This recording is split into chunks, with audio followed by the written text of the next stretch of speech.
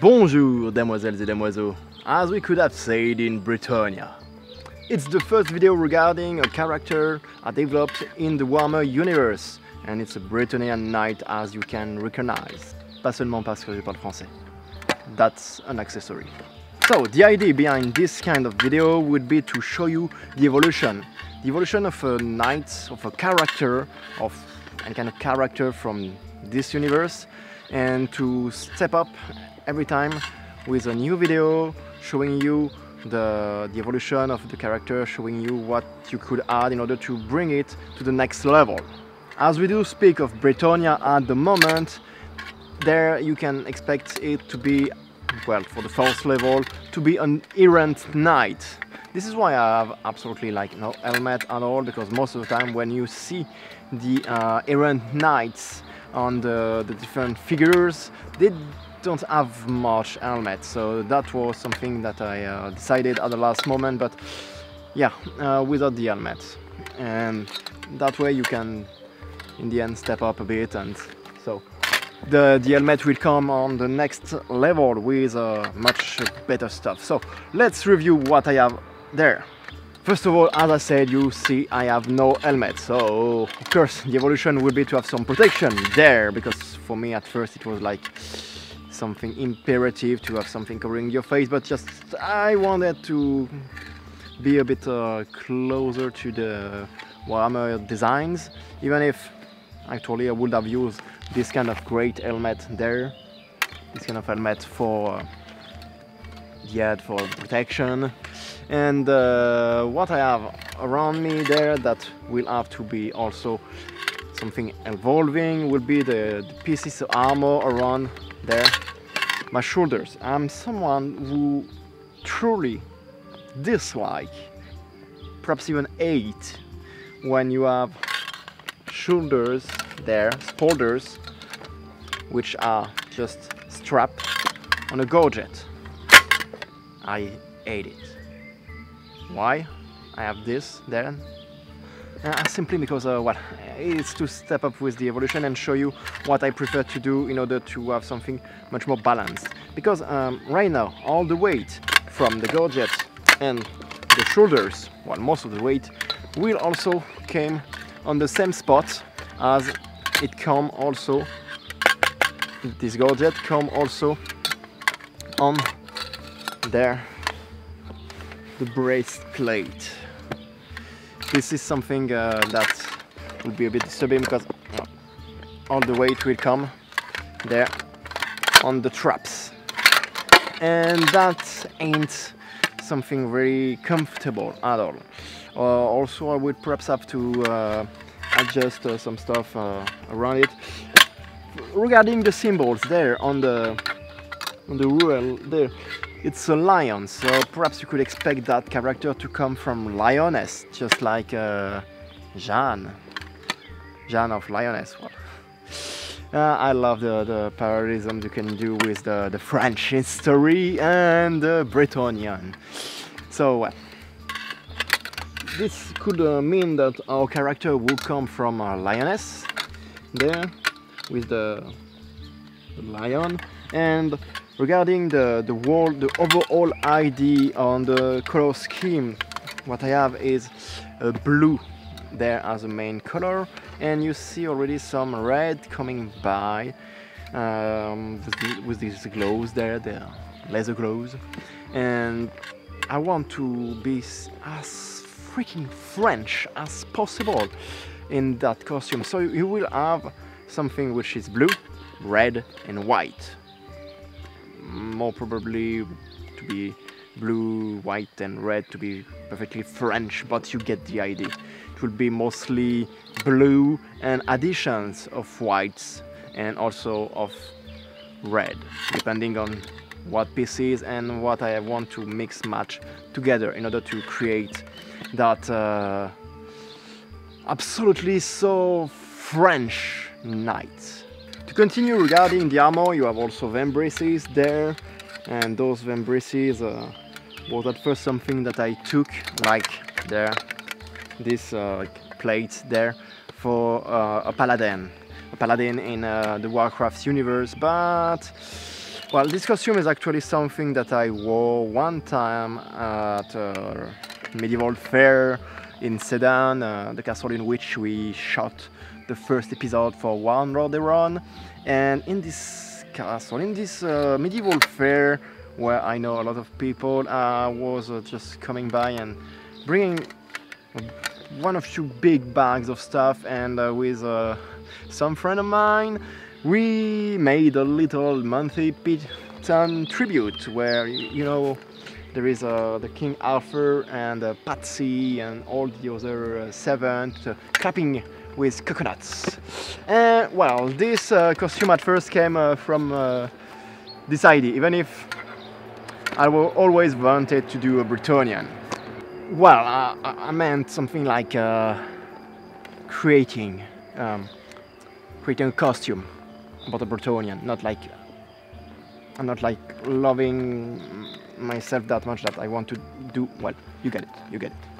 To continue regarding the armor, of course, yes, I have this this protection for the whole upper body with even hip protection there.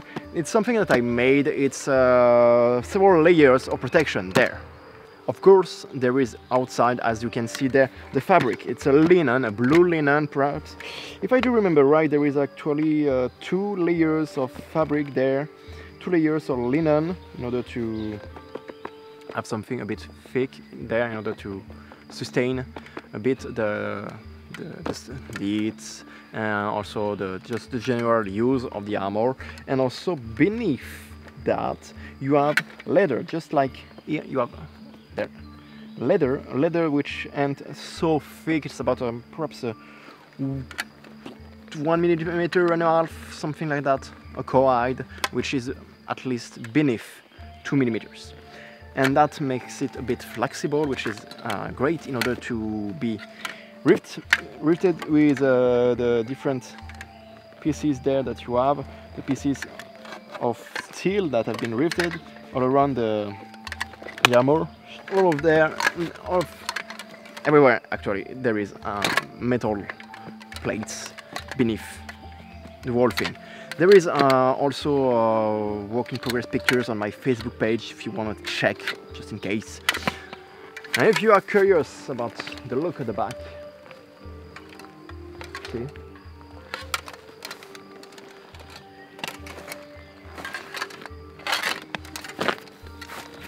You have there something that will protect you and also bring a nice touch. I really like the idea of this kind of composite armors, which also do suit what I imagine for the Bretonian, and also what we can see in some representation.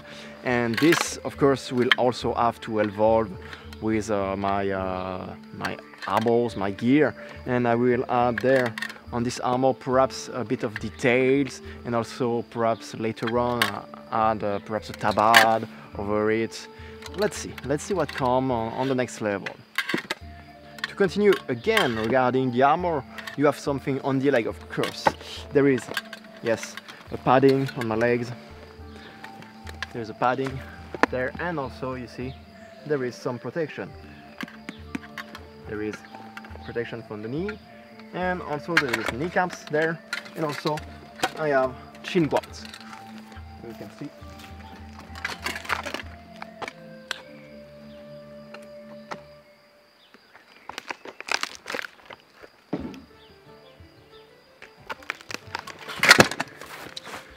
Alright. They are a bit rusty, but this is once again the Errant Knight. So I've been around, so everything there is a bit rusty because I don't have all the time in order to clean it. Of course, once again, all this will have to evolve, and I have already some ideas regarding what I will add and remove from this stuff. For the next level, I do think that something a bit cleaner and covering a bit more would be just right. And to continue this time regarding weapons, but still protection, I have here a simple shield. Well, isn't much, but that's a beginning. I do remember reading something in some Warhammer lore that some Errant Knight simply choose to cover the shield they carry, or to have absolutely like no symbol, no family emblems, nothing there, in order to simply wait until they are worthy of it, worthy to carry something that will bring honor to their name and their family. So let's say that I am a humble knight with nothing yet there. I know that you actually don't believe that I am not putting anything there at all in the future. And for the humble part, well, I'll let you know. Of course, this won't be the final shape of the shield, this won't be the final form. The final form will be something much bigger, much longer. This will look like much more of a 13th century shield. Actually, perhaps something like twice this length, and something, well, only like this shape with a flat top there, and something like that, but much bigger. And of course, the colors, as you can imagine, will be a mix of red and blue. The field there will have a red, some part red, some other part blue, and also what the figure, the crest on it, I don't know yet, or perhaps a dragon, perhaps something like that. I'll just have to check the lore and see what will fit the best to my idea, my project. And if I keep something related to lioness, because I say lioness because of that, the lion, but as I said, yes, at first it wasn't that for Bretonian. So if you know a bit about Bretonia, if you know a bit about this part of Warhammer universe, you know perhaps that the Bretonian Knights will have their crest, their shields evolving through time, depending on their experience, and also depending on the status, depending on the fact that they came from Errant Knight to what could be something like a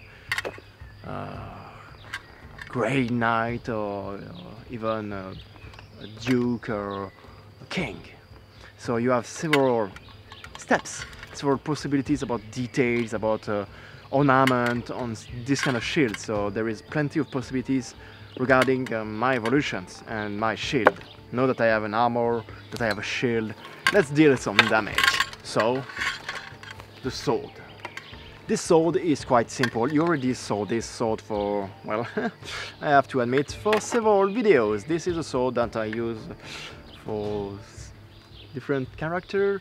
I've used that so far for different times, and well, this is something that I do imagine would be a good thing for the beginning for Errant Knight. You see, it's really simple. It's a cross-shaped sword with a simple pommel, and there is even a bit of well, something that have been just repaired there, and this suits the idea for the Errant Knight.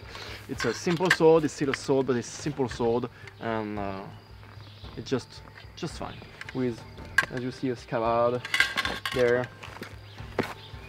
Simple, once again, everything is brown there. Simple also is the belt. So yeah, it's a beginning.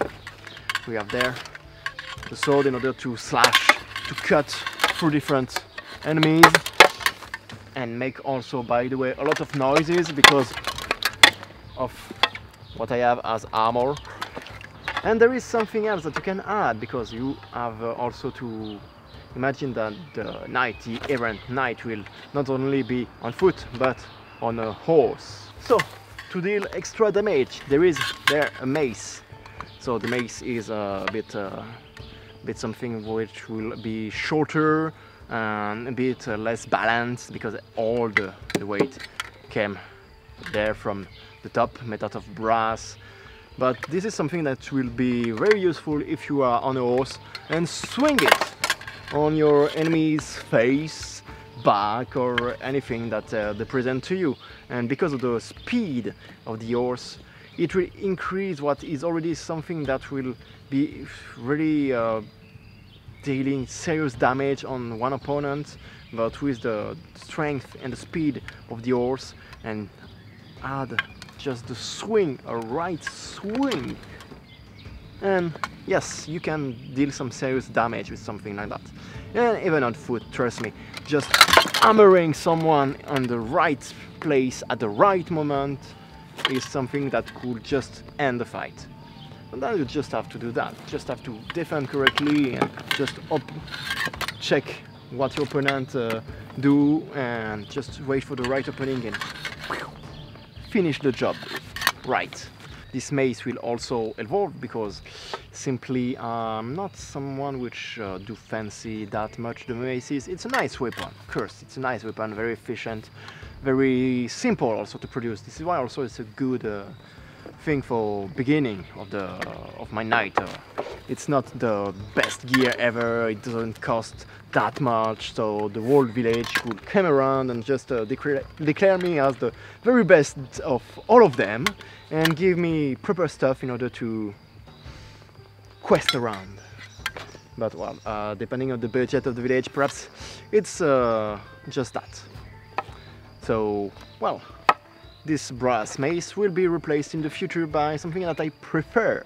And I prefer axes, so the axe will probably be where I'll go for the weapon that will replace this one. Another weapon that you can't forget is the spear. The spear for the knight, the errant knight, the Bretonian knight, or every kind of knight is something actually very useful, because you can reach your opponent from a longer distance on your horse. You can charge and just let the spear go through his very ugly face, or anywhere else, but still very ugly face, especially if it's a beastman. So you can have this spear there on your horse again, you know. I'm on a horse. So you are here and you can use this beneath your arm, just like that, or perhaps you can use it in other ways, just as a footman could do, in your hand like this, and just like this, the classical